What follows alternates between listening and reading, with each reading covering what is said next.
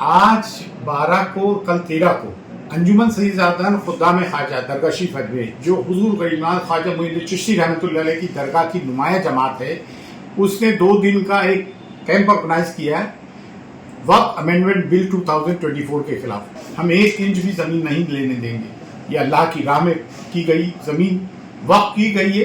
Conversion के मामले में मुसलमानों को उम्र कैद हो गई, जबकि गांव के गांव किसी मुसलमानों के हिंदू बना दिए जाते हैं तो बड़ा शोर मीडिया पे होता है, सोशल मीडिया पे होता है, उनके लिए तालियां बजाई जाती हैं। अगर कोई मुस्लिम लड़का किसी हिंदू लड़की से शादी कर लेता तो लव जिहाद, और अगर कोई हिंदू लड़का मुस्लिम लड़की से शादी कर लेता है तो तालियां बजाते हैं और ये कहते हैं कि हम इसको 2 लाख का इनाम देंगे। किसी पे इल्जाम लगाते हैं कि पत्थर फेंका इन्होंने जुलूस पे या कोई पंडाल पे, उनको रातों रात पुलिस बंद करके उनकी टांगे तोड़ देती है और घर रातों रात ध्वस्त कर दिए जाते, बुलडोजर चला दिए जाते। वहां के मुसलमानों की आबादी बढ़ गई तो मस्जिदें तंग होने लग गई, रोड पे नमाज पढ़ने नहीं देते हो तो मस्जिदों को बढ़ाया जा रहा है और कह रहा हो कि ये जो है विवादित है और अतिक्रमण किया जाता है, जा रहा है, गवर्नमेंट की जमीनों पे कब्जा किया जा रहा है, जबकि 1947 के पहले की मस्जिद है।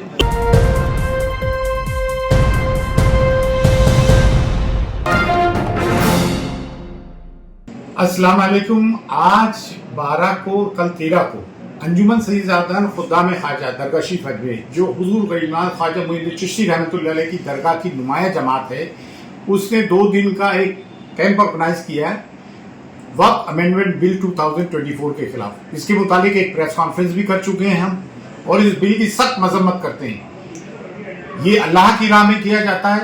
तरह तरह के एक्ट और ऑर्डिनेंसेस पिछले 10 साल से लाए गए हैं मौजूदा हुकूमत की तरफ से, दिल्ली में जो बैठी है इंडियन गवर्नमेंट की तरफ से, मुसलमानों को हरास और परेशान करने के लिए। हम 1 इंच भी जमीन नहीं लेने देंगे। ये अल्लाह की राह में की गई जमीन वक्फ की गई है। ये वाकिफ की मंशा के खिलाफ होगा अगर कोई इसमें बदनीयती करता है। दूसरी चीज, जो भी मुसलमानों पे हो रहा है जुल्म के खिलाफ आवाज उठाता है तो उसके लिए कहा जाता है कि भड़काऊ बयान दे रहे हैं, ये आतंकवादी हैं, इनको पाकिस्तान भेज देना चाहिए, ये जिहादी हैं। देखिए, we are living in a democratic country और कॉन्स्टिट्यूशन हमें प्रोवाइड करता है हमारी सेफ्टी मेजर्स के लिए। सेफ्टी मेजर्स भी हैं, सर्टेन आर्टिकल्स भी हैं जो हमें अपनी बात रखने का हक देता है। और ये औकाफ जो है ये संविधानिक है, कॉन्स्टिट्यूशनल है। अगर कोई इसको हथियाने की कोशिश करता है अंडर द गाब ऑफ कि हम इसको सही करेंगे वो करेंगे, तो वो हमारे साथ जुल्म कर रहा है और हमारे को इस मौजूदा हुकूमत के चाल चरित्र चेहरे से बाखूबी वाकिफ है। ये हमारी कब से कि 2 औरतों को ले लो, उसमें वो क्या कहते हैं, ये कब से हमारे औरतों के वो जो है खैर ख्वाह हो गए। बिल्किस बानो का केस हमें मालूम नहीं है क्या गुजरात का, कि उसके साथ रेप हुआ, उसके घर वालों को मार दिया और वो जो जिन्होंने रेप किया था छूट के आए तो उनको संस्कारी कहा। नफीसा का जो कठुआ में रेप हुआ और बजाय उस बच्ची का साथ देने के विक्टिम के इन्होंने कल्प्रिट्स का साथ दिया। दुनिया में कहीं ऐसा होता है? तो जाफरी साहब की बीवी का मामला ले लें तो भाई हमारी औरतों के हम खुद खैर खा हैं, किसी को खैर खा बनने की जरूरत नहीं है। कि डिस्ट्रिक्ट कलेक्टर को ले लो, अभी वहाँ मध्य प्रदेश में कलेक्टर का हमने सोशल मीडिया पे बयान सुना कि मैं तो सिर्फ मुसलमानों के खिलाफ कार्रवाई करूंगा। सोशल मीडिया पे देखा अभी धर्मांतरण का वो कन्वर्शन के मामले में मुसलमानों को उम्र कैद हो गई, जबकि गांव के गांव किसी मुसलमानों के हिंदू बना दिए जाते हैं तो बड़ा शोर मीडिया पे होता है, सोशल मीडिया पे होता है, उनके लिए तालियां बजाई जाती हैं। अगर कोई मुस्लिम लड़का किसी हिंदू लड़की से शादी कर लेता तो लव जिहाद, और अगर कोई हिंदू लड़का मुस्लिम लड़की से शादी कर लेता है तो तालियां बजाते हैं और ये कहते हैं कि हम इसको 2 लाख का इनाम देंगे। ये क्या बात हो रही है? किसी पे इल्जाम लगाते हैं कि पत्थर फेंका इन्होंने जुलूस पे या कोई पंडाल पे, उनको रातों रात पुलिस बंद करके उनकी टांगे तोड़ देती है और घर रातों रात ध्वस्त कर दिए जाते, बुलडोजर चला दिए जाते।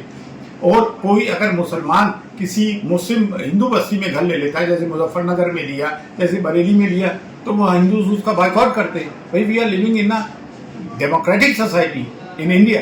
फिर ये कहते हैं कि डेमोग्राफी चेंज हो रही है वहां पे, जैसे शिमला की मस्जिद का, ये कहां से इतने सारे मुसलमान आ गए? जो मुसलमान है उन पर रोहिंगा होने का इल्जाम लगा देते हैं। भाई ये आपके बंगाल, बिहार, यूपी से स्किल्ड, सेमी स्किल्ड, अनस्किल्ड मुस्लिम लेबर आ रहा है जो कि मेट्रोज में भी जा रहा है। हिमाचल प्रदेश भी गया, उत्तरांचल भी गया, हरियाणा भी गया।